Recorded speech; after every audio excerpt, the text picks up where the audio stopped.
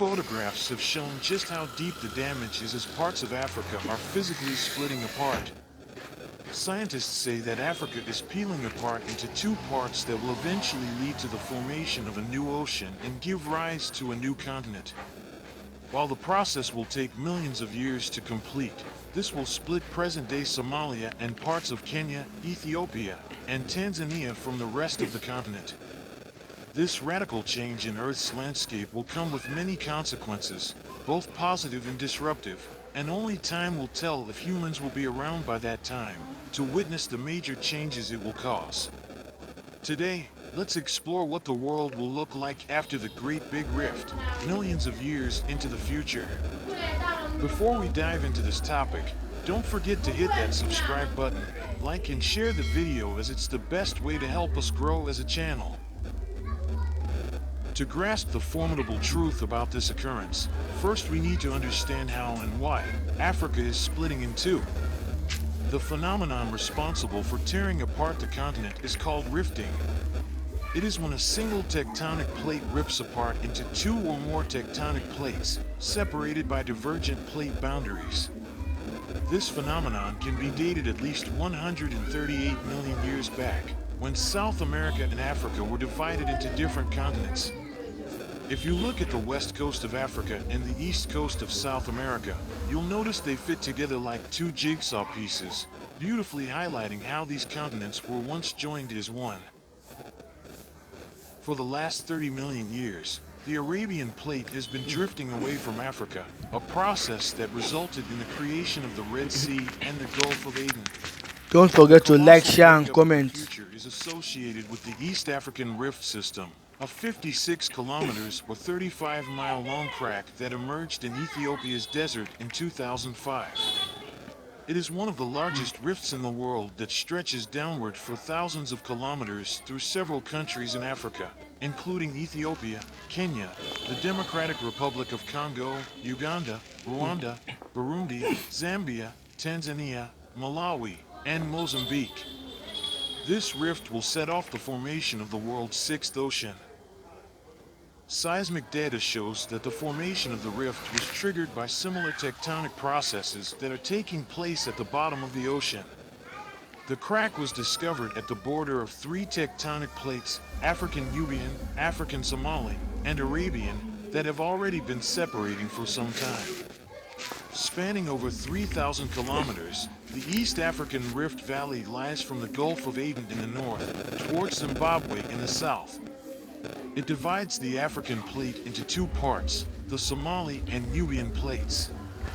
Though the process of rifting has been happening for some time, the potential split made the headlines worldwide for the first time when a large crack in the Kenyan Rift Valley emerged in 2018. According to scientists, the Great Split won't happen anytime soon, as the Arabian Plate is shifting away from Africa at a rate of 1 inch per year. It will take millions of years for Africa to be sliced into two unequal parts. The new ocean will take at least 5 million to 10 million years to form, which could eventually give few landlocked countries in Africa their own coastlines.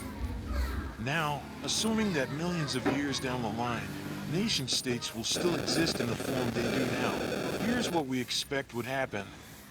6 landlocked countries, namely Rwanda, Uganda, Burundi, the Democratic Republic of Congo, Malawi, and Zambia would inadvertently find themselves with a coastline, and the smaller continent created by the rift will include countries such as present-day Somalia and parts of Kenya, Ethiopia, Eritrea, Djibouti, Tanzania, and Mozambique.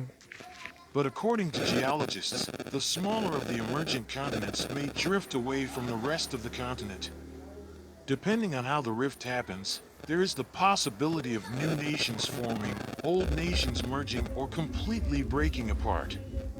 Geologists predict that Madagascar will itself break apart into smaller islands. Quite possibly, the new ocean that may arise in another 5 or 10 million years will be named the African Ocean, and the world will have a new and eighth continent. A new coastline just in their front yard would cost the countries millions of dollars in evacuation, but it would come with huge advantages. The previously landlocked countries will now have access to the sea, giving rise to the reduction in international logistical expenses and the creation of shipping and fishing industries that did not exist. The countries will build harbors that will connect them to the rest of the world directly. It is to be noted that the Democratic Republic of Congo has a tiny sliver of Atlantic coastline, but it remains unused. Congo, Uganda, Rwanda, and Burundi have largely relied on Kenya's Indian Ocean port of Mombasa and Tanzania's port of Dar es Salaam for their sea freight and transportation. With access to the sea, it also means the countries can finally be directly connected to subsea internet cables if that technology will not have been bypassed by then. Doubtlessly, the emergence of new coastlines will unlock a myriad of opportunities for economic growth. There will be far more maritime activities and a possible shorter route to other parts of the world. But a question lingers whether this is an advantage for Africa or if it will allow foreigners to take advantage and control the new routes in maritime business. If we look into the distant future, would the two continents remain connected, or would they split up like North and South America? Would trade bind them together as a single entity, and what would the security implications be?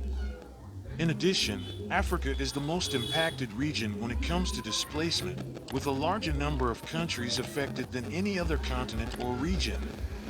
As of 2015, more than 15 million people were internally displaced in Africa, according to the United Nations Environment Program Report on Displacement and Environment. As the plates continue to split in the future, this phenomenon will result in the displacement of communities, settlements, and various flora and fauna. These changes will impact their habitats due to climate change, resulting in environmental degradation. Some plant and animal species will become extinct, while others will become endangered due to habitat changes. Finally, rapid urbanization and increased settlements will put pressure on natural resources, leading to a scarcity of water, energy, and food. Dramatic events, such as sudden motorway splitting faults, can give continental rifting a sense of urgency. However, rifting is a very slow process that, most of the time, goes about splitting Africa without anybody even noticing, as it happens over the course of millions of years. The departure of East Africa will just be another page in